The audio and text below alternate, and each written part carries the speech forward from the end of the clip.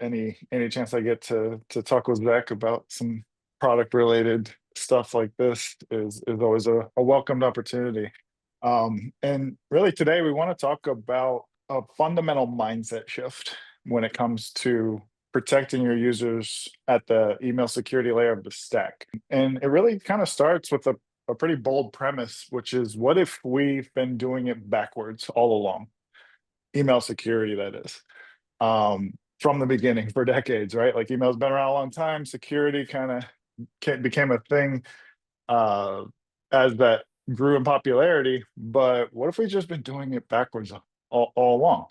Because the pattern's been to just keep piling on more tools, more things, more solutions to the stack, and ultimately that leaves you, the MSP, Zach, right? Um, in a position of just more burden, more support, more to support, deploy, manage, and all of this fundamentally at a business level gets back to just draining margin for you, right? All that time you or your techs are spending trying to fix and patch all the holes in what I believe is a flawed security model, um, is hours they should be spending on driving revenue for the business in other ways. So maybe speak to that pain a little bit, Zach, like that just adding more to the stack to try to solve it. You talk about having the multiple pains that really became a problem. And what we noticed years ago was you had your traditional spam filtering that was fine, and then the phishing threats came out, and then it was like, oh, do this API solution and let's layer this and layer that, and it became this like cascade of how many layers of solutions could we put on top of our email.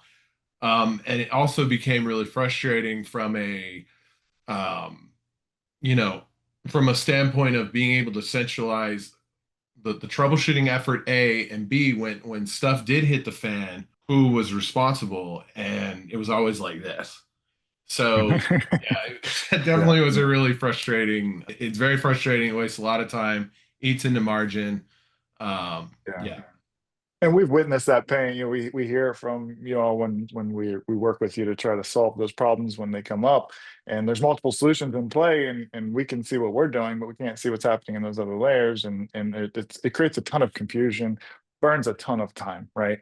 So ultimately, being able to consolidate all of that into one solution, you don't want to have like a wall that's protecting your house that doesn't work, so you build another wall behind it.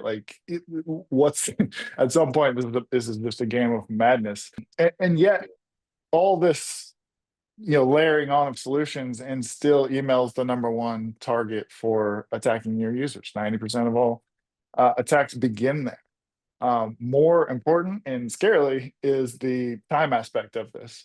It's fast. Phishing specifically, these are the latest average times of a phishing attack compromising a user. 21 seconds. That's all it takes. The average time of what it takes from the time that message lands in the inbox to when they click it. Not minutes, hours, seconds. And then 28 seconds later, they're already out of the mailbox. They're in the browser entering their credentials into a phishing website, and they're compromised under 50 seconds. And why is this? Why is it so effective? It's because phishing plays on human emotion, right? It gets people to act quickly without thinking. Trust So too. trust, exactly. They're impersonating someone that they trust usually, right? So by fooling users, playing on the emotion to get them to act quickly and not really think, they're creating a world where if our security solutions do not face that reality, that we can't remediate these things after the fact. It's too late. The harm's been done. We got to get ahead of this. We've got to actually stop these things before they get to the mailbox. And this is just phishing, right? Like phishing is a tactic, one of many in email, that in terms of the threats and the types of attacks that come in. So like you said, new tactic comes out, new solution comes out to solve it, new layer for your stack, new cost for you to deploy and manage and support. That pattern's got to give at some point, right? And that's why we want to talk about a reset here, uh, around let's stop playing this crazy game and chasing it the same way we always have. Let's reset and come back to the root problem and solve it differently. This starts, gets us to our first poll question for the group. But Deck, maybe you can speak to this. Which which email threat causes the most headaches for you? Which type of attack? You may have already answered this with the earlier answer. Well, I would say spoofing and impersonation is a big one, because again, it's these guys are out there spoofing and spamming our customers, and basically trying to take advantage of that small gap in time where somebody is so busy that they don't notice that it's not the person emailing them, and then they end up getting hit. So for us, I would say definitely spoofing and impersonation of the most out of all that. Yeah. Okay. Looks like the group agrees with you. The results there kind of mirror exactly what you just said, and that's what Right. we see more broadly across our user base. Is that's where the most attacks come in and the most harm's done because they can be very effective if they're not stopped. So yeah, this got me to the breaking point several years ago. Because, like Mikey said, I've been doing this a while. Like this is 17 years in for me as the CTO of Mailprotector. So that's a lot of email. Um, and this approach of kind of constantly feeling like we're chasing the latest problem has driven me a little crazy because we knew, like when you look at it, it's just that approach is not working. We're just putting duct tape on the problem. It felt like we're chasing it, we're behind. And it was time to do something radically different. Well, and Ben, let So me let me stop you for just a second. You talk go for it. about, duct tape and all that, right? We've almost lived, we got to a point where we started accepting that things just happen, and we had to face our customers and tell them, sorry, sometimes the security I'm selling, it just doesn't work. You're just gonna have to do better, you Right. know. So anyway, sorry, continue. Yeah, I mean, it all gets back to just like the tweaks we've been doing aren't enough. We need to rethink this problem. So I want to take the time today to explore like why is that traditional approach failing us? How the timing and modern technology available to us today allows us potentially to flip that model, and what that means for your MSP business, right? Because a lot of you have probably experienced switching between products in this category or any category, right? It's usually, maybe a small improvement here, but then it opens up a new problem over here, right? You're just kind of switching between status quo solutions. So starting with that kind of current approach, this is a great kind of visualization of what that feels like to chase the problem, right? New tactic comes out. We're just trying to come up with a new solution to get at that one. And that's been kind of the loop we've been in for 20 years in this industry. Spot the threat, build a defense for it, wait for the next one, repeat. It's a game of whack-a-mole, but the moles are getting smarter and the hammer hasn't changed. We're just using the same kind of blunt, dumb tactics, honestly, dumb in the sense of very simplistic. We're just reacting. We're not getting ahead of it. New filters, new layers, new rules, more stuff to manage, right? This is why this is a huge drain on your business. To get in, like how did this loop start though? Like the beginning of this goes all the way back to how email was created and the environment it was created for. It's kind of shocking to think about this knowing the state of it today, but when email was invented, it didn't need security. It was created in the early 70s for the ARPANET, which looked a lot like this, right? There weren't spammers and there was no such thing as phishing or ransomware. There was only trusted researchers and government workers sending plain text emails or messages to each other on this closed network, this closed system. So email wasn't designed to be just secure. It didn't need to be. It was designed for an environment that didn't require that. But then we threw it into the internet. We completely changed the environment and the context this technology lived in, and it exploded beyond its original boundaries, which is what unlocked the true potential of email as a just kind of revolutionary communication tool, right? But it's everywhere, it's essential, everybody's using it, and now it's constantly under attack. But the foundation's still there for the technology as a 1970s experiment meant for a closed, safe network, and now it's simply not in that environment anymore. So we throw it out on the internet, and then we start this game of chasing the problems with solutions and tactics that are effective but incomplete. So it starts spreading across. We get into situations where the flexibility of email allows you to basically say you are whoever you want to be. And it went kind of like writing a letter. You can put whatever name you want as the return address, right? That's how email works. It's that simple. But so we introduce, but that creates a problem, and we introduce a solution to that problem called SPF, right? problem solved, right? Yeah, always. The first solution is always going to just fix it perfectly. Not quite, right? Attackers are clever. They start finding ways around this almost immediately using lookalike domains. Back in that day, you had open relay servers all over the place that they could go through. Security was just trailing at that point, just trying to figure out how to stop these attacks. It doesn't mean SPF's useless. It just means that, it's not enough. So we kind of push that forward and bring it to DCAM, or bring in DCAM into the picture. And part of this series, if you've attended the other episodes, is kind of the technical details. We won't go into all that around these things, but DCAM comes in as like a wax seal on the envelope. If the seal's intact, you can trust the content, at least, that it hasn't been messed with, and it also kind of preserves the origination of it. So you have SPF, we layer on DCAM, we're getting closer, but again, attackers evolve, right?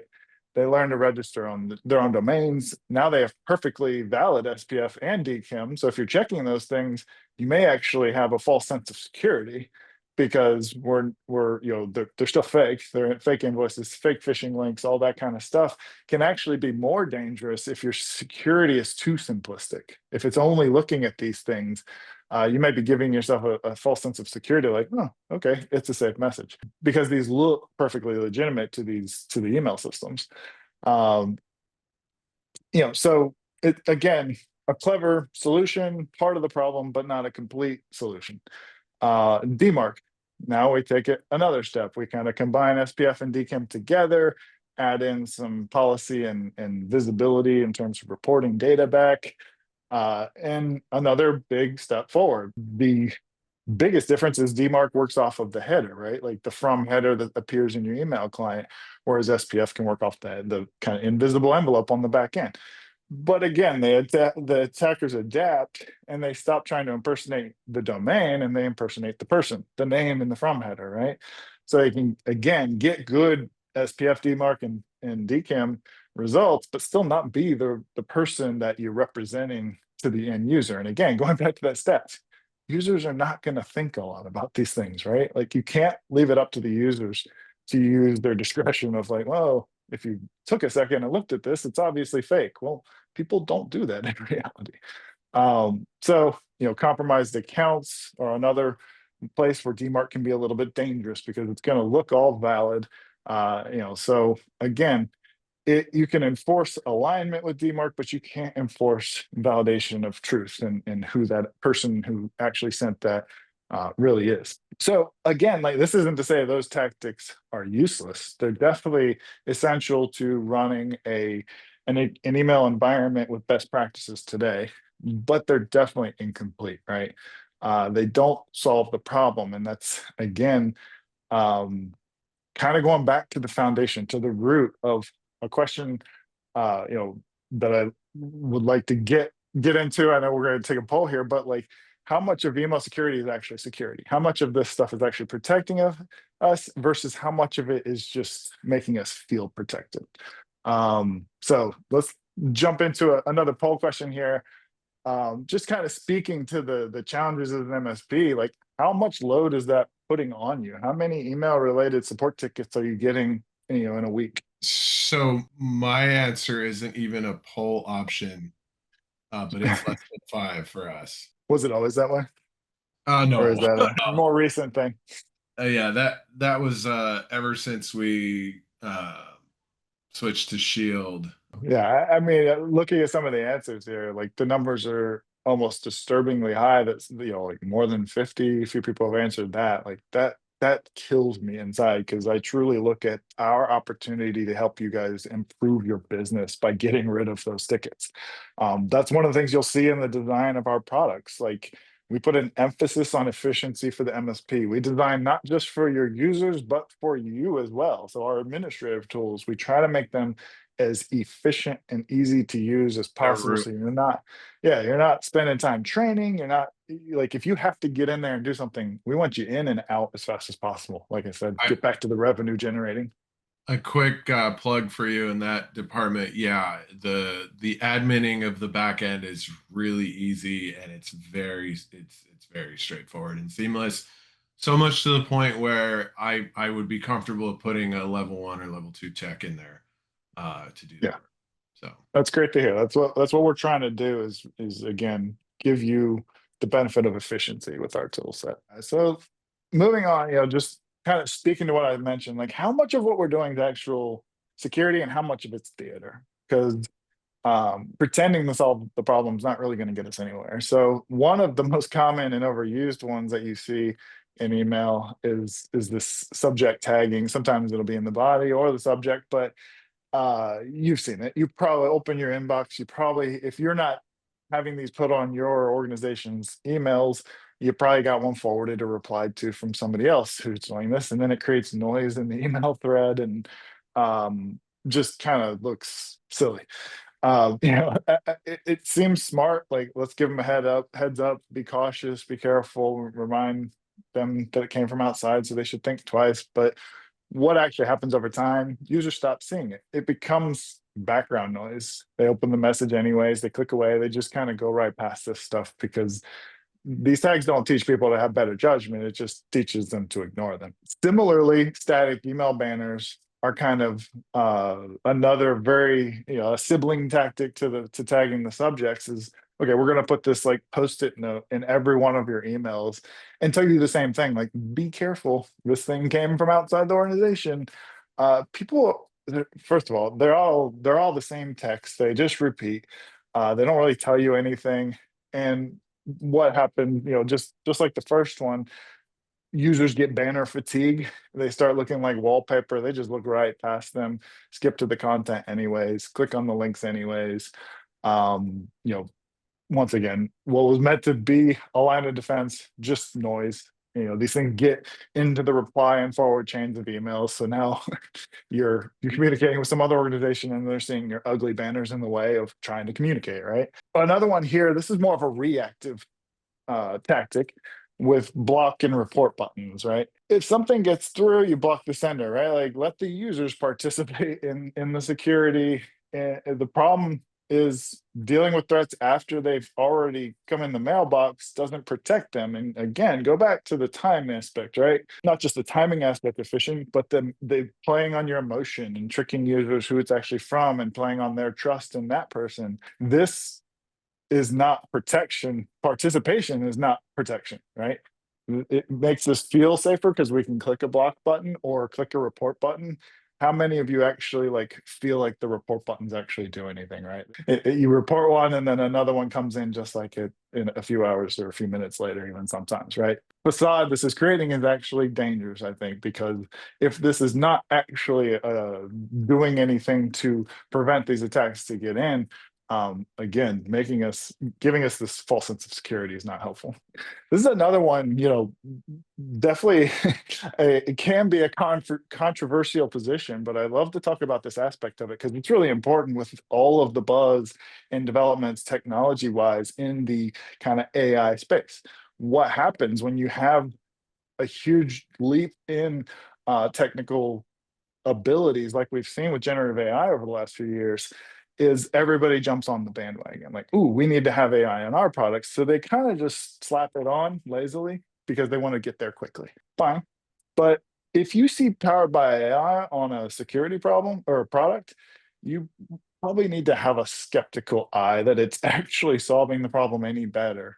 Because the issue is just throwing AI at when you have a flawed security foundation is not necessarily going to fix it, and it's not necessarily going to deliver any better result. And in some cases, it can actually cause new, worse problems. And the other flaw in this, just kind of lazily throwing AI at an email security problem, is emails themselves are being written by AI. So now you get into this arms race of whose AI is better, the attackers or the defense, right? Like, you're still just chasing the problem and you're still just going down the wrong path trying to fix a flawed security foundation with this modern technology when it's not really built to do that. You have another aspect that's challenging with that is the economic feasibility, right? This is not a cheap technology. So if you want to use the fanciest, latest AI, to secure your user's email, it's probably going to cost $100 a user a month. Like that's kind of the order of what it would cost to just have AI be your security layer. So be careful. I'm not saying like this is a technology that is advancing quickly, super capable, revolutionary as we kind of continue to go down the road. But the how it is used and the problem it's used for matters greatly. It's kind of one of those things now where if AI is the hammer, everything out there looks like a nail, right? Everybody wants to throw AI at it to solve the problem. What we're focused on most is using it for the right problems, solving the right problems with the right tools. And again, that foundation, if it's flawed, AI just throwing AI on top of it is not going to fix the flawed foundation. So we need to start there and have the right foundation for AI to actually be able to enhance it. Let's take another break here for another poll question. How many email security tools are you using? For us, it's one. What was the peak number over time? The peak number over time, we had at one time we had like three different solutions ongoing at the same time. What kind of challenges did that introduce? I mean, like, do you Well, remember those days? I not really. They're kind of vague. I've slept since then, but again, it created a lot of this. So it was like, oh, Right. it got through because that, or hey, that one email, or like we had a client where something bad happened. They ended up giving away their customer list to a threat actor, and that email that had come in never got the banner that it was supposed to get. So I mean, just stupid stuff, like really frustrating Mhm. um, type situations we would run into quite a bit. So Yeah. uh, Was it kind of like we have multiple, we need to solve this and get rid of, consolidate to one? Was that, or was it, I don't want to go through the pain of switching, so we'll just leave them in place type of thing? well, it was a cost thing too, because I mean, ever again, you had your base, whatever the spam filter was, and then you had so and so coming along saying, "Oh, we have AI and banners and really cool stuff, and it's this cost." And you're like, "All right, cool." So you've layered that cost on, and then another vendor comes in and they're like, "Hey, we also do email stuff, and it's already included in the price you're already paying, so you might as well layer it in." And so it's like, that's cool. And then it became this just really frustrating, like it was expensive and it didn't work half the time and it was hard to manage. So yeah, it was a lot. Yeah. Yeah. The dark ages for sure. I will say that. Yeah. We have a lot of conversations with partners who are using, I think it's somewhere in the 60%. I think last time we surveyed our or partners broadly that were in the industry using more than one solution in this space, in email security specifically. And the reasons for that were mixed, but ultimately the better place for you to be is where you are, right? Like be able to consolidate, lower cost of administration, deployment, support, all those things, as well as not paying for multiple tools, right? Multiple licenses. Well, and too, to add to that for all my fellow MSPs in this call, it's differentiator. It's a differentiating Mm. tool. It keeps you present in mind for your client, present of mind to your clients. Like, hey, like my MSPs keep me like on the good stuff. Mhm. I Yeah. can't tell you the number of times I had a client, no joke, where the CTO's like, I don't care what so and so says, or not CTO, I'm sorry, CFO. He said, I don't care what so and so says, we're doing this. He was so pumped about Shield when he saw it, that he just like unilaterally like made it happen for the whole organization just because of what he wanted. It was hilarious, and I mean, it Yeah. ended up working out well. But I mean, it just, yeah, it's awesome. Like it's awesome. Anyway, sorry. Yeah. I remember you telling me that story, and it was great to Yeah, hear because, like anytime you can take a category like email security and make people excited about the tool you're delivering, it feels like a pretty big win, right? It's not the most exciting category of products typically. But that was another aspect of what we wanted to do with building something new is can we actually go above and beyond just protection and getting that part right, but give it to you, give an experience to your users in their email mailbox that makes their life better, right? It kind of yeah, sounds big and crazy to even think we could pull that off, but we knew there was huge value to you guys, the MSPs, because if we could do that, we make you the hero, right? Like we don't. We want you to get that credit, like you said, to differentiate your business, to be able to grow your business and have that advantage. So, this is a great visualization of that traditional approach. We're kind of stuck floating around chasing the latest threats of the day, firing tactics at them that aren't completely uh effective, and occasionally hitting the good messages, causing false positives, which causes more problems. It was time to change the game. Um, and when it came to the kind of R&D phase of like, okay, how do we do this? It all came down to one simple idea or concept of what if we just take it and flip the model? Instead of chasing every new tactic, and instead focus on what doesn't change. What's the fixed target for every email user out there?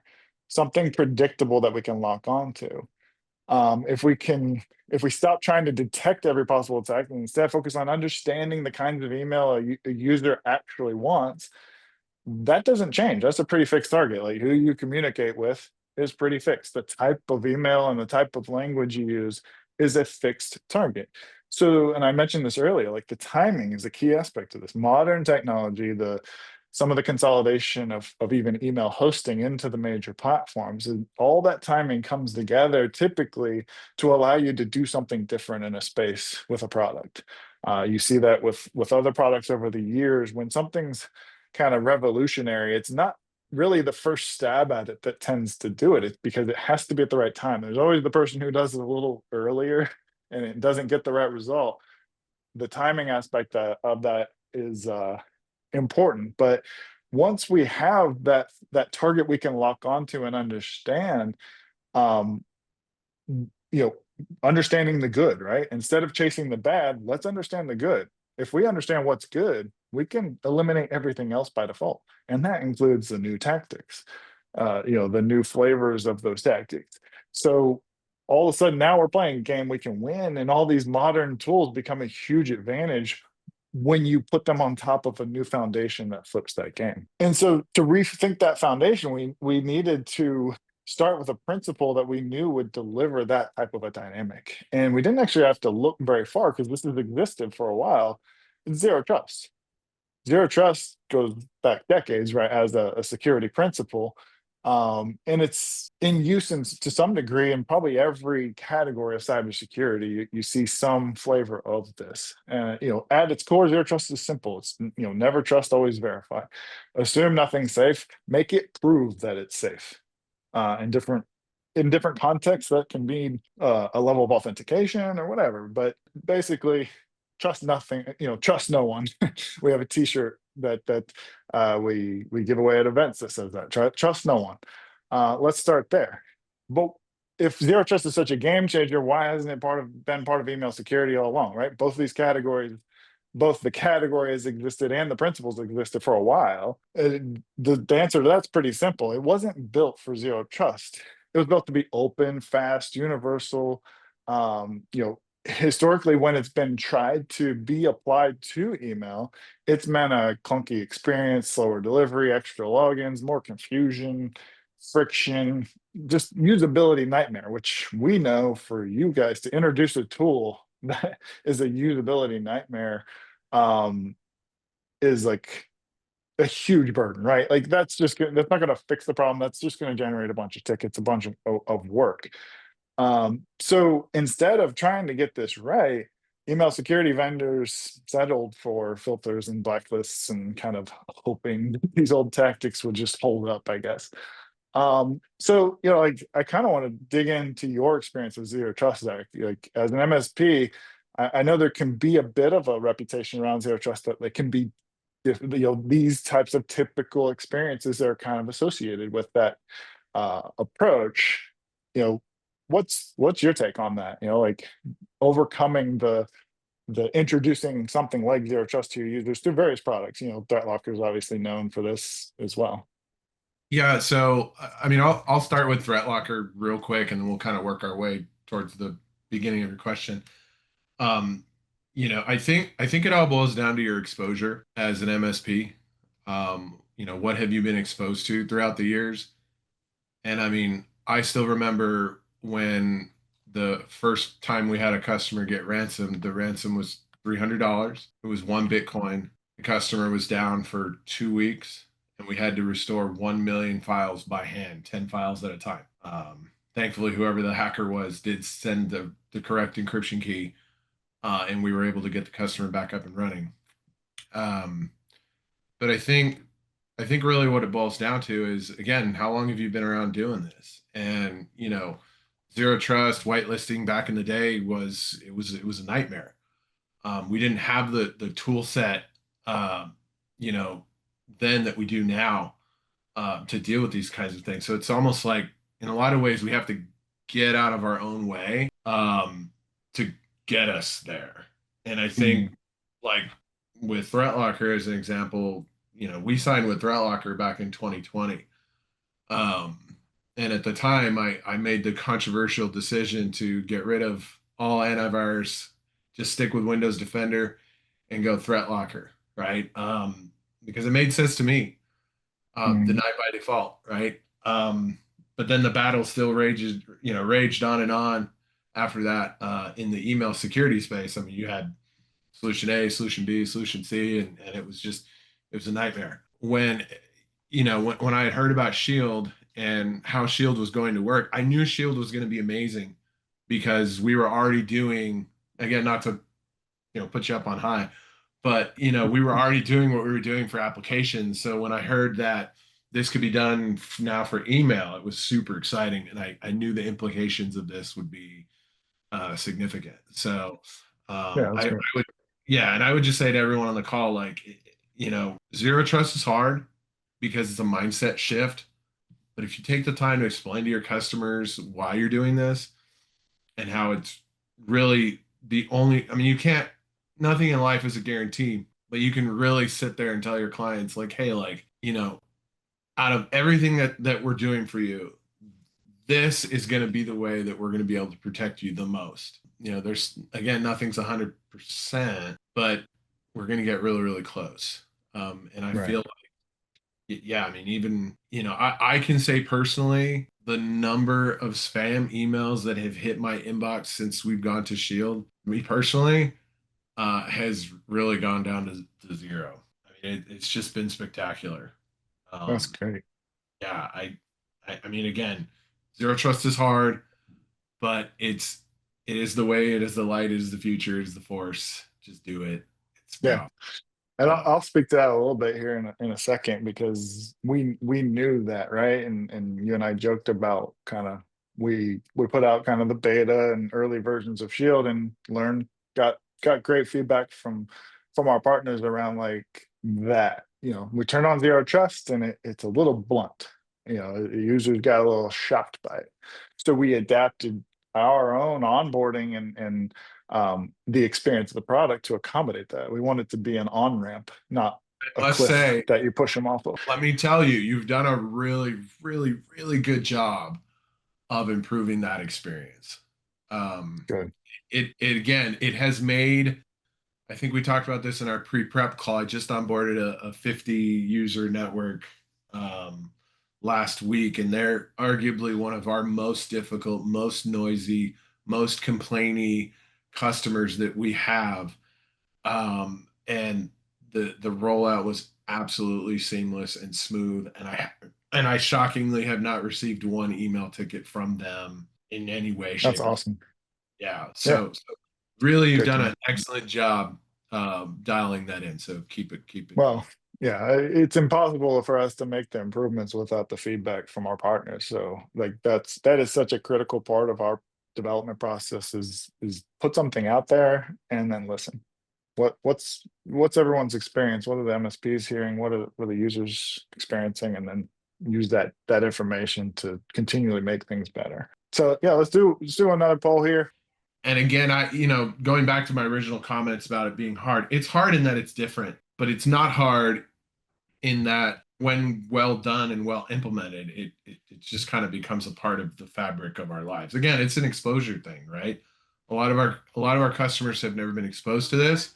So if you expose them to it and you make it the path forward, that you're going to change their baseline and their expectation of how they view security.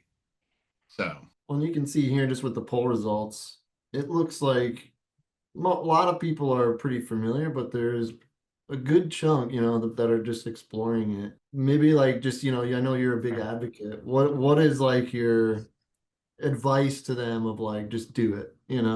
I would say this is what I would say, and this is what we did.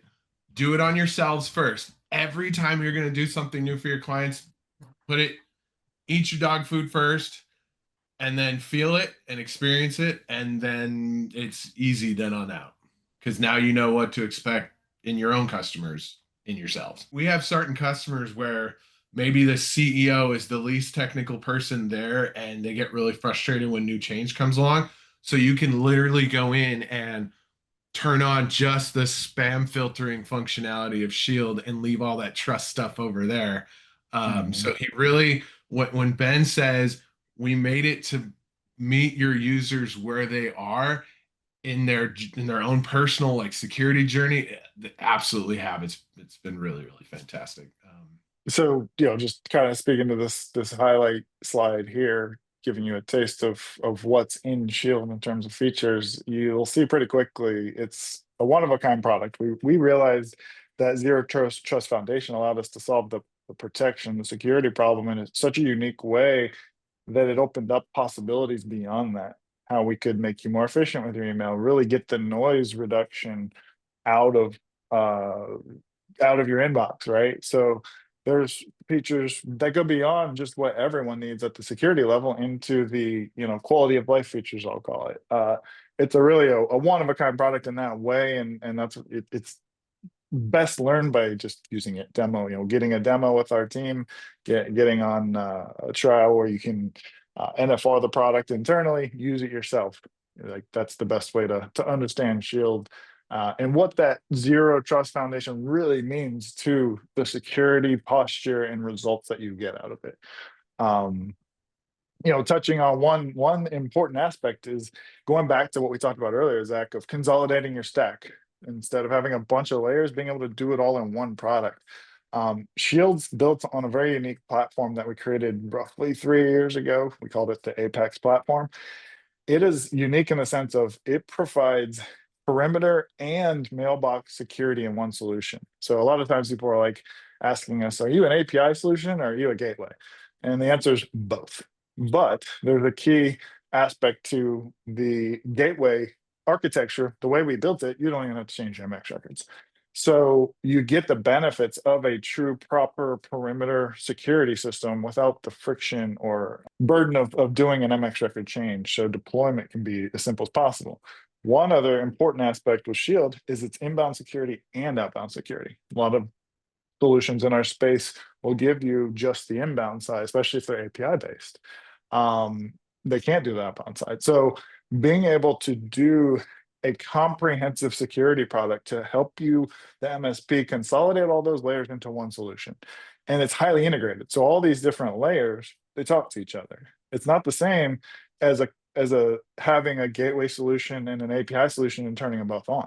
This is a product that's designed from the beginning to be integrated at all these layers. So they're communicating and they're doing the security problem at the right point in that architecture. Doing it after the fact, too late through the API. Doing it at the Well, perimeter is the right way. and Ben, I wanted to add one really great thing about Shield that has made all those annoying quarantine emails a thing of the past is you can literally operate the entire Shield platform from inside your Outlook. You never once have to go and log if you don't want to. You don't have to go and log in Right. for Shield. You can do literally everything out of your inbox.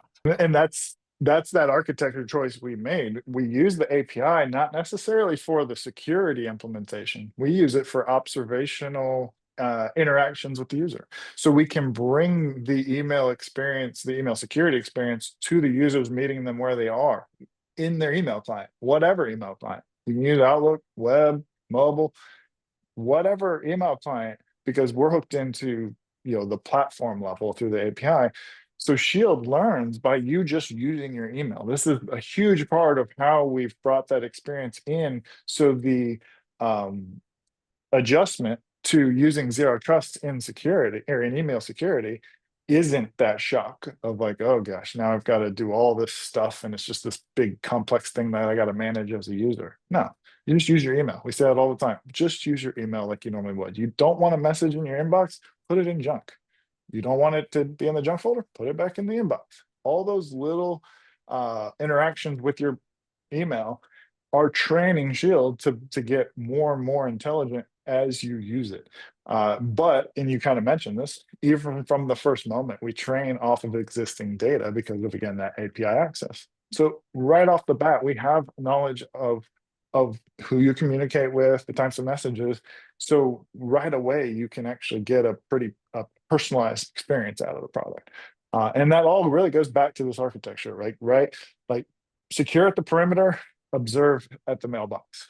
And that creates a great experience where your users are both protected and they don't have to manage the thing. What's your biggest challenge you face when migrating, email security solutions? I mean, we used to face pretty big. Yeah, Now it's again, it's about a 30-minute onboarding process, and even then, that's just because DNS takes time to catch up. But right. Yeah, if you turn down those TTL, you can get it done, and we've demoed it in less than a minute. yeah, no, again, at the risk of sounding like a fanboy,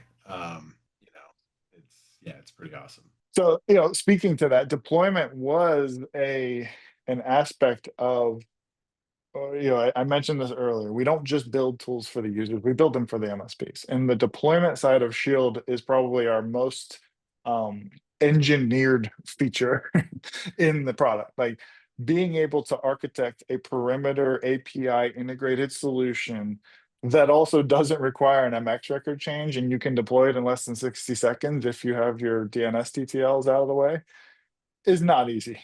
That's why it's very unique to this solution. Um, you know, being able to do that and give you that comprehensive protection, but be able to get it out the door and get your users over to it was a huge objective for us. And you saw it with, we've continued to improve on this. We're actually working right now on another update to kind of take it even further and give you more and more controls over how that happens. So we're continuing to improve in this area because we know this makes a huge impact on MSP's business. If we can cut down that time it takes for you to switch solutions, now you can not have to choose between the cost of deploying the solution and whether or not you want the best security for them. You can have both because it's efficient. When it comes to the trust network, new senders, Shield identifies and isolates them. Spoofed identity, Shield stops them before they hit the inbox. What about the next threat, the next tactic that's coming? Because of that foundation, that zero trust, we can actually be at ease that we're not going to be subject to that because it doesn't even get inside that trust boundary. I want to comment on one thing, Ben, real Go for quick. it. So even and I'm not sure if any of you on this call have thought through this, but even contacts that are trusted, their emails are still subject to the security waterfall, and they have to Mhm. pass those security checks before they can hit the inbox. So Yeah, that's an important aspect, and always a question that comes up during demos. So when we dig into kind of how that security model works in practice, it's important to note what we call the trust network or trusting a user. It's not a whitelist. It's not an allow list. It's not the same thing. Shield actually does not have the concept of an allow or block list in it, which at first is a little like, wait, what? going a little But once nuts. you realize it's built on a different foundation, you realize we're able to cut something that you used to have to manage out. Yep. Yeah, so the trust network falls as the lowest priority. All the high risk threats and other layers that come before that take care of those before we even apply it. The trust network is actually more about user personalization. Where do you want that message that's been determined to be safe to land? So yeah, I mean that we use this all the time. Noise canceling headphones for the inbox came out of the beta as some of the user feedback. It was not a marketing tagline before it was actual feedback that what does it feel to actually have zero trust on your mailbox? It's like that first time you put noise canceling headphones on and the whole noise of the world and distractions kind of go away. You get the communication you want and everything else gets drowned out, right? Yeah, absolutely.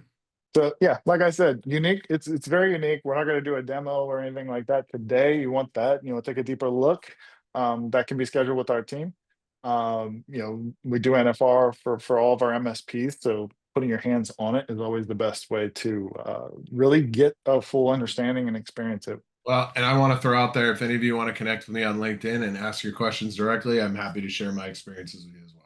One question was about radar. Ben, if you want to just give a quick brief about radar, and then the question specifically was, does Shield add more checks to radar? Actually, I have a slide in here so we can give a little preview. So Radar today is a tool you can run to do an email security assessment on your clients. It's a great prospecting tool. We offer it in a co-branded fashion, like you can see here for one of our partners. So you can make it your own. You get the reports. We don't use any of the data that goes through Radar for any sort of marketing purposes or anything like that. The relationships, you and your customers, your prospects. It's a great prospecting tool. It does a 360-degree analysis, so it gives you a complete kind of report on best practices, gives you a score in a way that's very consumable by a normal person, not a tech person. So you can have that conversation with your customers very easily, helping them understand the risks that they have, and then you can follow up and show them the score after you've kind of fixed some of those issues for them as a new customer of yours.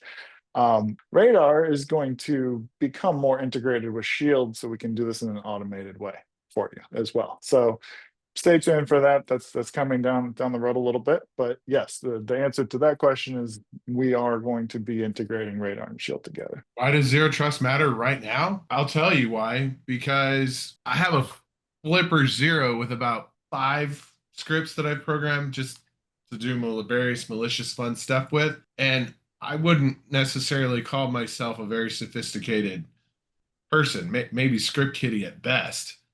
And so I guess my point is, if you know, if a $180 toy off the internet can defeat your cybersecurity with scripts, and a 10-year-old, or not 10-year-old, maybe 15-year-old in a Russian spam farm, sorry Russia, I didn't mean to pick on Russia there, can send out a spoofing email and get past your traditional email security defenses, then maybe it's time for a different approach. And I think that's where zero trust comes in. We just have to do it that way, because with these detection softwares and responding and all this nonsense, when you're detecting and responding and trying to judge intent, you've already lost intent. At the end of the day, these are just emails and it's just software. So you have to approach it from, we allow what we know, what we trust, and everything else just gets blocked, period. It's just how it is. I'm sorry, it sucks, but it is what it is. So that's why it's important today. That's my pitch, but go ahead, Vince. I mean, I think you hit the nail on the head, right? It's time for a different approach, and you probably feel that the struggle you've had with this category specifically over however many years now, it's not getting better, it's getting worse. And that's where, yeah, that's where I got to the point of like, let's do something different. The results have been fantastic for us. The for our partners, for their users. The real exciting thing for me though is this is a starting point for us. We have this foundation, a very unique approach, which is now allowing us to do things that no one else can really do because of the platform advantage we have now on a technical level. But moving forward, it's just getting more exciting for us, being able to introduce more features, apply things like AI to jobs it's actually a great tool to do. So you know, I don't want to get down the road talking about what's coming, but like knowing that, I get super excited knowing that we have this foundation based on zero trust to build on top of, because now we can do things that we've always wanted to do, but never really been able to. So yeah, thanks, Mikey. Thanks, Zach. Thank you. My pleasure. Bye, guys.